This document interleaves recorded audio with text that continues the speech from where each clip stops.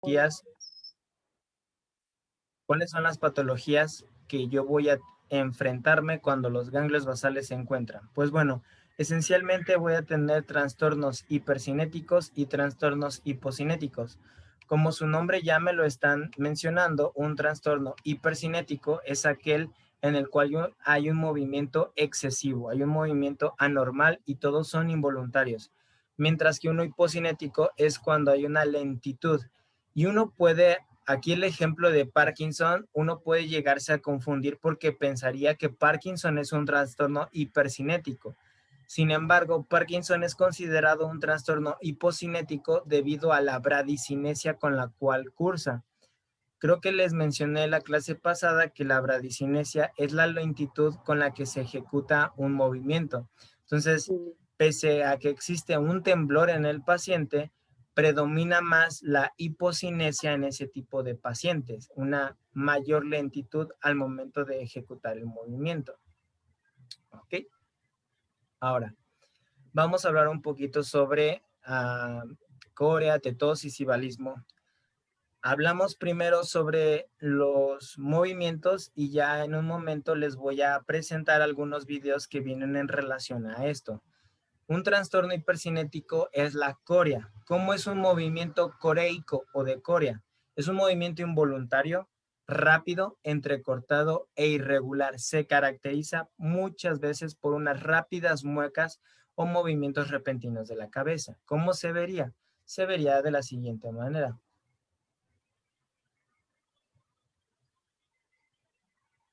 ¿Ok?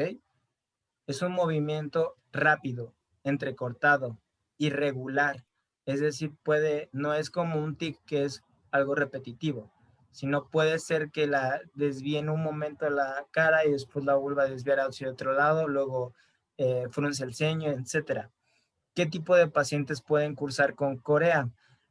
Los pacientes que cursan con enfermedad de Huntington.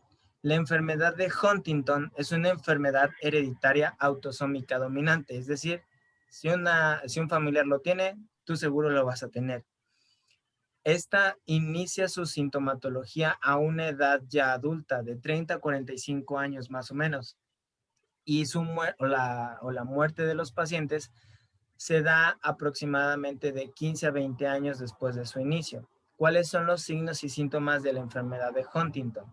Son movimientos coreiformes, los que ya vimos, muecas faciales, movimientos rápidos entrecortados, y otra característica es que poseen demencia progresiva con pérdida de la memoria. Esto que están viendo aquí es prácticamente como la neurofisiopatología que está ocurriendo en Huntington. Pero para resumirlo, nosotros podemos decir que hay una hiperactividad de neuronas secretoras de dopamina, es decir, hay demasiada, en este caso, dopamina segregándose, y esto va a inhibir, curiosamente, al núcleo caudado y el putamen. Y como están inhibidos, no pueden ayudar a regular el movimiento y nos presentan estos movimientos irregulares. ¿Dudas sobre Huntington o comentarios? Les digo, ahorita les voy a pasar un video. Pero... Profe, una pregunta. Adelante. También cabe dentro de ellos, de la Corea, el síndrome de Tourette. No, ahí son considerados como, esta puede ser considerado como no recuerdo bien si es un trastorno hipercinético, pero no recuerdo si hay una lesión precisa en ganglios basales en síndrome de Tourette o hay una lesión cerebelosa, que es la que más llega a predominar. No recuerdo bien la lesión, pero síndrome de Tourette no son movimientos coreicos. ¿Va? Gracias, profe. De nada. El síndrome ese que mencionó de Tourette es más bien es más verbal, ¿no? Que corporal. ¿Perdón? Como que el síndrome que mencionó el compañero, de Tourette, ¿sí? Como que recuerdo es más verbal que corporal, ¿no, maestro? Sí. Tienden más a la agresividad verbal, al ruido verbal, que a la cuestión pues corporal. Sí, sí, exactamente. Sí. La verdad es que sí, creo que sí. No les voy a afirmar algo completamente porque no recuerdo con exactitud bien dónde está la lesión de Tourette y no quiero estarles diciendo sí, sí es así y ahí la vaya a regar. Pero igual pueden investigar, ¿va? Gracias. Bien, ahora hemibalismo. ¿Qué es el hemibalismo? Es un movimiento involuntario que está confinado a una sola parte del cuerpo, en donde se afecta la musculatura de los músculos proximales y son movimientos bruscos y en todas direcciones. Y luego tengo a la atetosis. Me lo paso porque les digo, ahorita les enseño el video y va a quedar más claro todo. Y la atetosis es un movimiento lento y sinuoso. Y cuando hablamos de sinuoso, estamos hablando de un movimiento que no sabes claramente hacia dónde es su intención. Por ejemplo, yo pudiera estar haciendo este movimiento y no sabes si yo quiero dirigirme hacia la izquierda, hacia la derecha, hacia el centro, hacia arriba o hacia abajo. Simplemente es sinuoso, no tiene una intención clara. Y es reptante porque, pues bueno, va zigzagueando. Esa es una atetosis. La atetosis en los adultos es un poco rara de verla, pero nosotros vamos a ver más este tipo de lesiones en pacientes pediátricos. Los pacientes pediátricos con parálisis cerebral infantil son todavía mucho más frecuentes que podamos observar este tipo de lesiones y se llama justamente parálisis cerebral infantil atetósica porque cursa con este tipo de movimientos. Pero nada más déjenme busco dónde estás. Aquí está.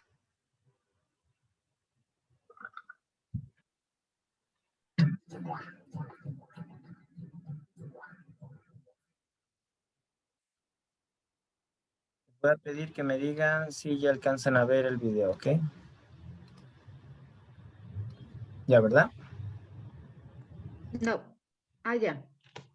Muy bien. Ahora, este video ya es un poco viejo. Fue sacado de la Universidad Autónoma de Tamaulipas y vamos a ver pacientes con Corea de Huntington o enfermedad de Huntington. Ustedes me dicen si lo alcanzan a visualizar también de manera fluida, por favor.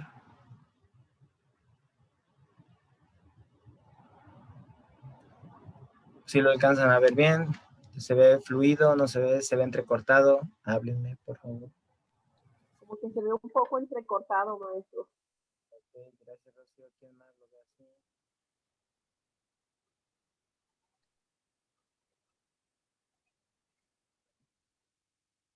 El silencio otorga. Pausado, pero no sé si así sea el video. No, no es así el video, por eso le estoy preguntando Ah, cómo, ok. cómo lo observan ustedes. No tiene que estar pausado. Aquí estás. Bueno, quiero que vean, aunque sea entrepausado, cómo son las muecas faciales de esta persona. O sea, no sé si lo alcancen a ver más o menos, pero es una mueca facial, es un movimiento entrecortado, es irregular. Parece que está bromeando, ¿no? Ajá, exactamente, exactamente. Este es otro paciente con Corea de Huntington. Vean cómo está su mano izquierda. Quiero que observen su mano izquierda, cómo está su marcha, y es un movimiento que no es repetitivo. Vean el inicio de una Corea de Huntington. No puede permanecer esta persona, no puede permanecer mucho tiempo, bueno, sentada tranquilamente, sino que se alcanza a observar como que se empieza a desplazar o se empieza a mover. Uh-huh.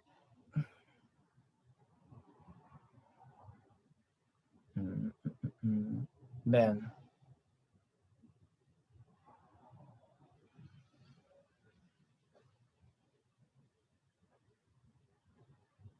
¿Vamos bien? Se ve como si tuviera ansiedad. Ajá, exactamente. Se ve como si tuviera ansiedad. Y vean cómo son sus movimientos al final un poco bruscos. Vean, ¿eh? Se trata de sacudir y hace esto. ¿ok? Eso es una corea de Huntington en fases iniciales. La paciente que estamos viendo en este momento es una paciente con corea de Huntington, pero en estado terminal. Paradójicamente, cuando se llega a esta fase, el paciente presenta una rigidez completa de todo el cuerpo. Casi está por la misma demencia que se presenta, pudiéramos llegar a pensar que está en un estado casi vegetal. Digo casi porque hay demencia, hay pérdida de la memoria, hay un grave problema, y vean cómo los enfermeros desplazan a esta persona y está muy rígida prácticamente, y es una persona con corea de Huntington. Esos movimientos han quedado atrás prácticamente. ¿Vamos bien? Maestro, ¿y qué es lo que los lleva a la muerte? En este caso los puede llevar a la muerte complicaciones cardiovasculares. Ah, ya. Ok. Ujú. Y alguna de ¿Se esas. generan fallas orgánicas, profe, aparte Ah, de las cardíacas? sí, exactamente. Fallas orgánicas. eh, Renales, hepáticas. Ujú, ¿Ellos exactamente. pueden comer bien, profe? Eh, sí pueden comer bien, pero de repente por las mismas muecas faciales, perdón, ah, Claro. gracias, por las mismas muecas faciales les puede llegar a impedir la deglución, la masticación de manera eficiente. Ujú. Maestro, el deterioro de su cuerpo y las muecas también afectan en lo que es que conozcan a las personas, aunque no se puedan tal vez ya comunicar. Sí, Conscientes de lo que pasa, o sea, que como si el cerebro esté al 100 en cuanto a conocer, a sí, interactuar, aunque no puedan hablar. pues ellos como empiezan a tener esta demencia progresiva, el ya hecho de tener demencia Sí, sí, sí, les perdón. impide, perdón, les está impidiendo el reconocer a sus familiares. Sí, les impide reconocer a sus familiares, les impide reconocer el lugar en donde están. Entonces, lo que vimos la clase pasada de atención, concentración, memoria, todo eso se empieza a perder. Sí, ok. Ujú. Gracias. De nada, el lenguaje también. Ahora, el paciente que vamos a ver en este video es un paciente con hemivalismo. Recordemos que les había dicho que el hemivalismo es un movimiento involuntario confinado a una sola extremidad y se da en los músculos proximales. Aunque pareciera que el movimiento es en rodilla y en tobillo, realmente el movimiento está sucediendo en la cadera. Quiero que observen cómo es precisamente mayor un movimiento de la cadera más que de alguna otra zona. De igual manera, ahí vemos a un paciente, lo vemos desde otra perspectiva y vemos mucho mejor cómo el movimiento se da más en la parte proximal. Sí hay ciertos movimientos involuntarios en tobillo, pero la mayor parte es a nivel proximal de las articulaciones. ¿Va? ¿Vamos bien? Sí, profe. Profe, Ahora, el estos son, hemivalismo, perdón, ¿es el mismo que le llaman hemicorea? ahí sí no me acuerdo, fíjate. Ahí sí tendría que investigar bien, Miguel. Sí, porque en el hospital estuvimos tratando un pacientito así Ajá. y lo manejaban con hemicorea. Puede ser que sí, ¿eh? Puede ser que sí, pero ahí tendríamos que checar bien, bien ahora sí que las definiciones como tal. Ujú. Claro, gracias, profe. De nada, Miguel. Y luego tenemos a la atetosis, esta atetosis, igual los pacientes con atetosis pueden cursar con cierto tipo de posturas en las manos. Vean, estas son algunas de las posturas que sus manos pueden llegar a estar optando. Obviamente todo esto lo hacen de manera muy, muy rápida, o sea, y no se alcanza tal vez a percibir muy bien, pero vamos a ver ahorita un paciente y vean cómo el movimiento es sinuoso, es decir, no sé cuál es la intención, hacia dónde quiere ir ese paciente. Ese movimiento es reptante, va hacia zigzag, hacia un lado, hacia el otro. Y definitivamente vean la posición que están adoptando sus manos. ¿Vamos bien?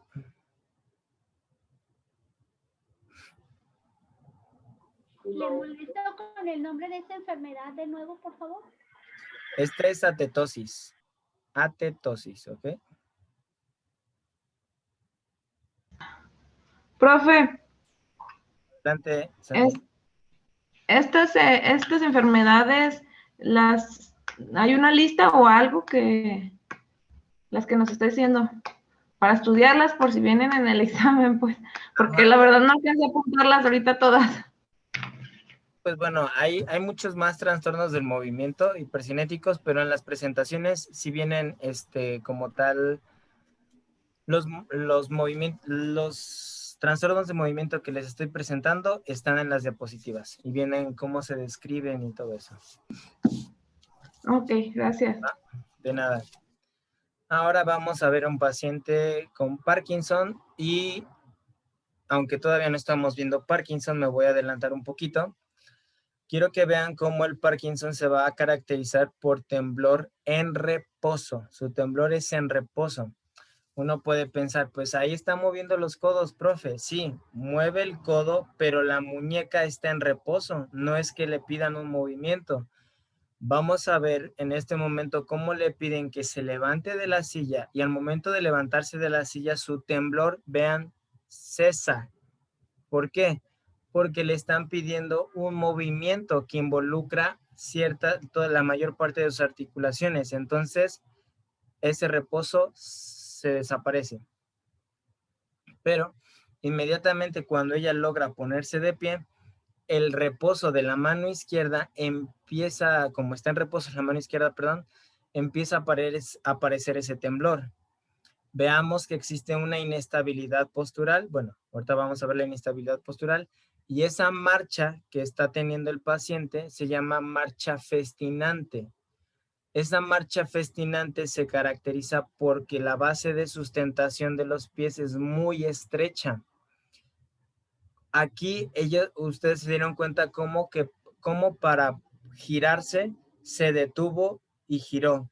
Eso se le llama congelamiento en bloque o movimiento de freezing. El paciente lo que está haciendo es que para dar la vuelta necesita pararse y necesita congelar el movimiento para completarlo. Y ahorita el doctor lo que va a hacer es hacer una pequeña prueba de inestabilidad postural. Veamos cómo con un pequeño empuje, solo fue un pequeño empuje, pero esos pequeños empujes desestabilizan o generan un desequilibrio completo en el paciente.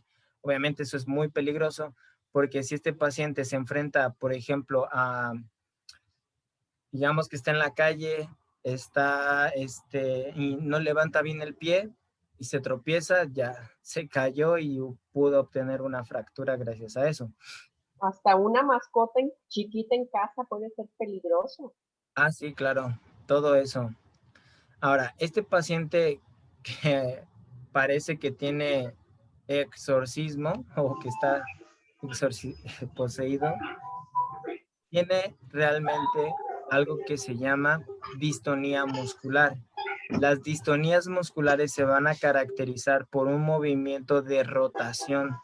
Si ustedes se dan cuenta cómo se encuentra la cabeza, está en extensión, ligeramente, muy ligeramente rotada, pero vean las manos, están en una completa extensión. Esto que están viendo en un paciente es corea de Huntington infantil. La verdad es que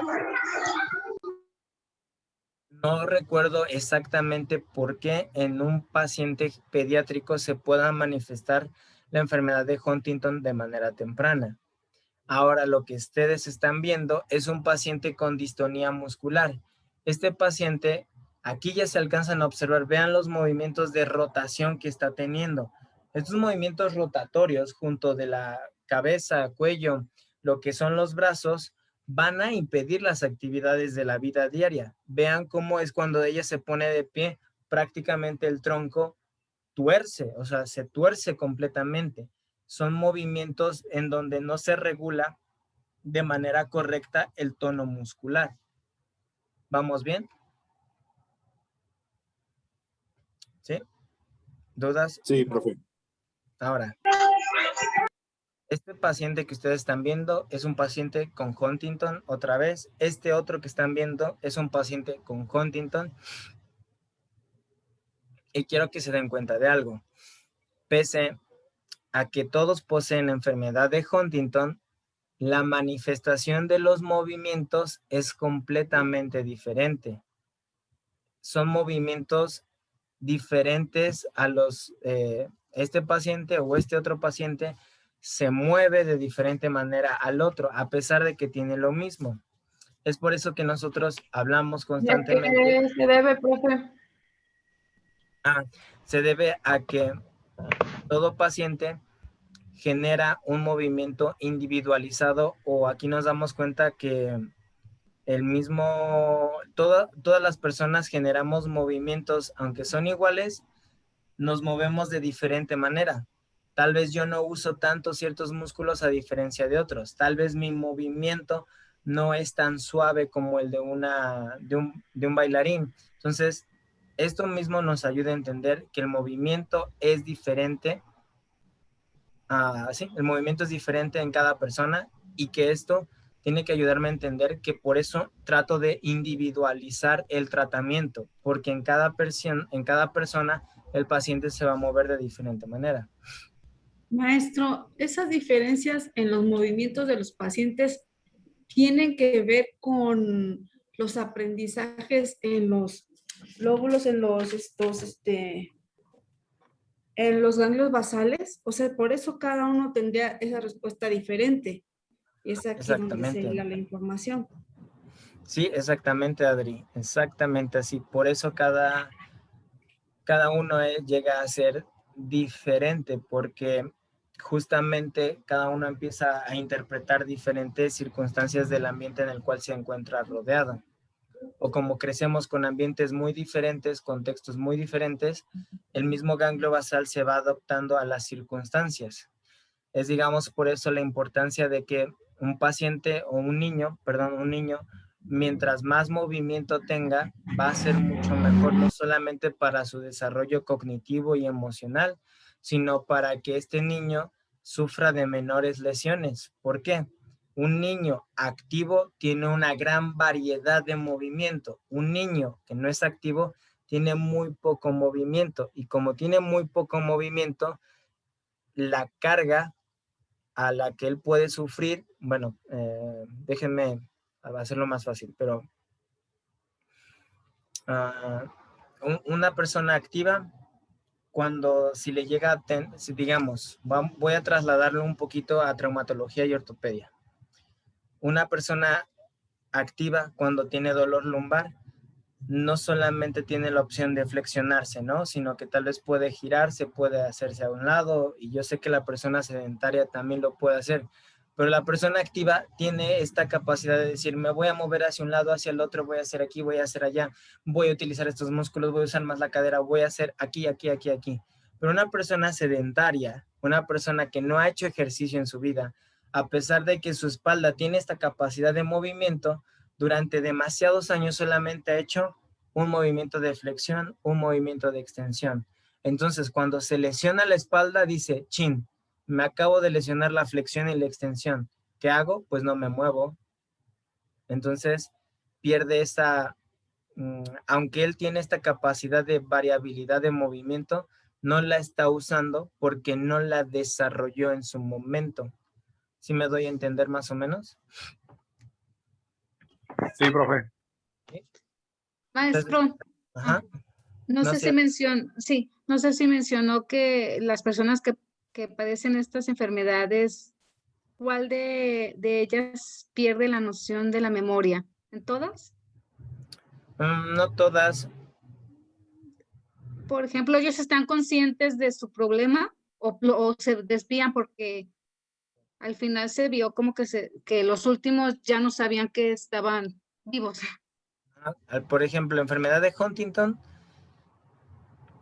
y ni sabes que estás mal. Al principio sabes que estás mal hasta que llega un momento donde empieza a aparecer la demencia y ya, sale bye. La distonía o pacientes con distonía muscular, hay pacientes que sí saben que están en ese tipo de condiciones y lo vuelve muy complicado porque pues también afecta al área emocional. Entonces depende también de la patología del paciente y de qué tan avanzada esté la patología. Puede ser que él sea consciente de su situación o que él no sea consciente de su situación. Maestro, una pregunta más.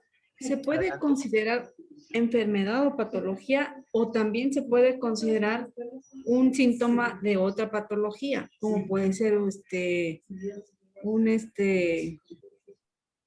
Una patología mayor, digámoslo, ¿no? sí, así es, ajá.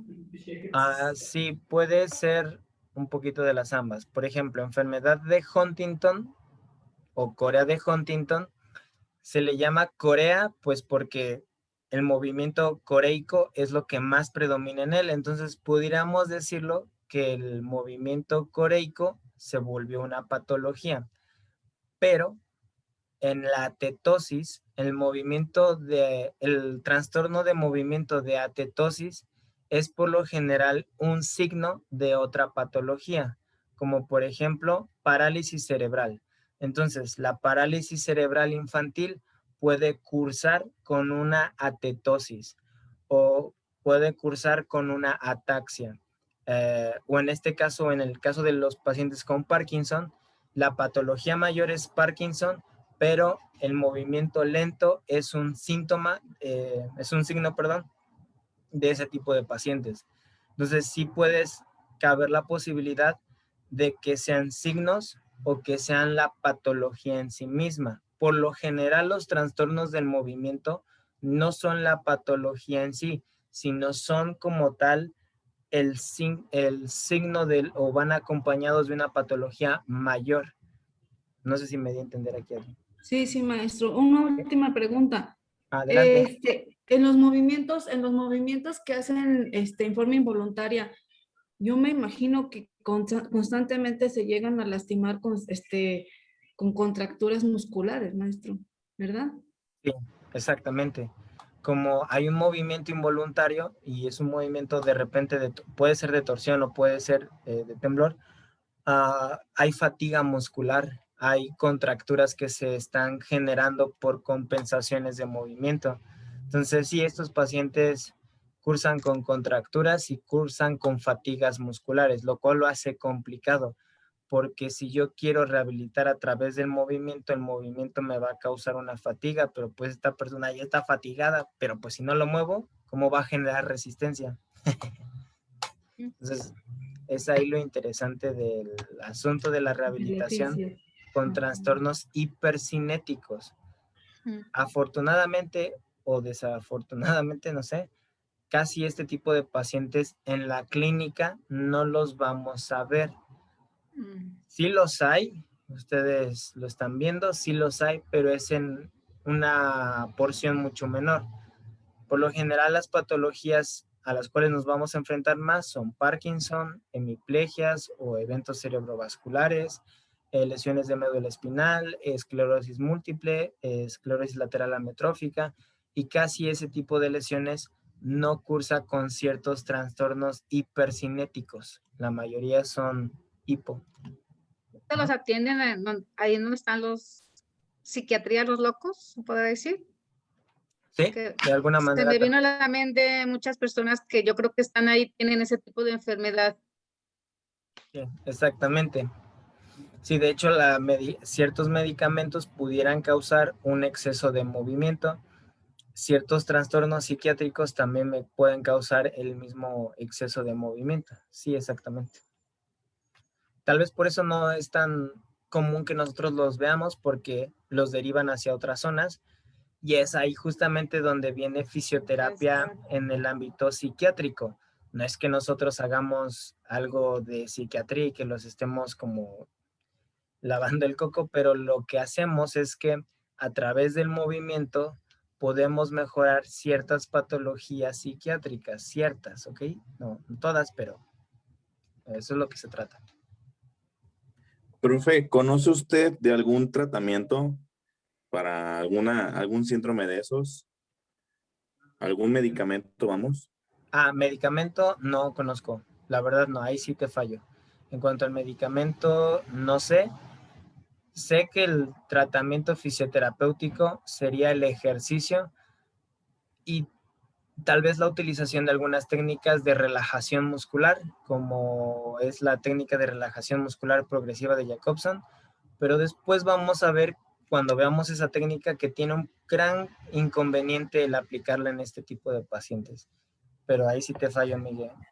Maestro, yo en la tarea encontré que para ese tipo de patologías se recetan medicamentos de tipo psiquiátrico, como ok. la tetrabasacina.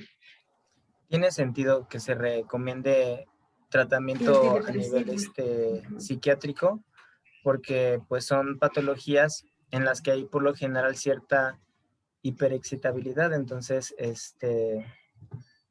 sí va a ser así, ¿va? También he ¿Dudas? visto, profe. Una duda. Bueno, habla Miguel.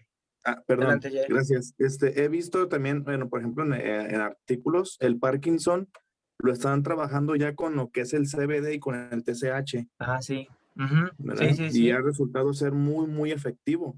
Pues solamente la interacción social, ¿verdad? Con la que se está empleando. Sí, exactamente. Y de hecho, lo que nos acaba de decir Miguel es importante. Se ha utilizado bastante bien el cannabis y ha dado buenos resultados en el paciente con Parkinson. Precisamente porque me ayuda a la segregación de endorfinas. Aunque también hay que tener, si mal no recuerdo, no es nada más como que decirle al paciente, fúmate un churrito, ¿no? Sino que el mismo médico te ayuda a dosificar bien la dosis del cannabis, porque si se hace a una dosis menor, no tiene el efecto deseado, que es ayudar a reducir el temblor o ayudar a mejorar este movimiento que el paciente tiene. ¿Va? Ahora, Jair. Yo le quería preguntar, ¿qué tipo de ejercicios o en qué forma puedo recetar ejercicios a un paciente que no controla sus movimientos? Muy bien, buena pregunta. Ya nos queda menos de un minuto, chicos, así que van a descansar 5 minutos y a la 1:25 nos volvemos a conectar y ahí contesto la pregunta de Jair. ¿Les parece bien? Sí. Va, Sí, maestro, gracias. gracias. Gracias.